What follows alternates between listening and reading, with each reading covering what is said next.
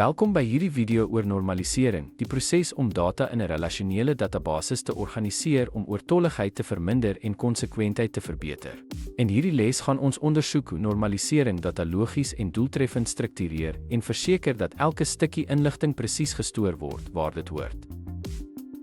Normalisering behels die opbreek van groot tabelle in kleiner, verwante tabelle om duplisering van data te vermy en berging meer doeltreffend te maak.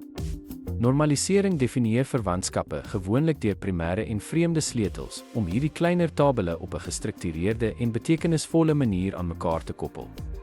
Normalisering help om afwykings soos opdaterings, invoeg en verwyderingsafwykings te verminder wat voorkom wanneer data ondoeltreffend gestoor word. Normalisering help om data-integriteit te handhaaf en te verseker dat die databases oor tyd akkuraat, konsekwent en betroubaar bly.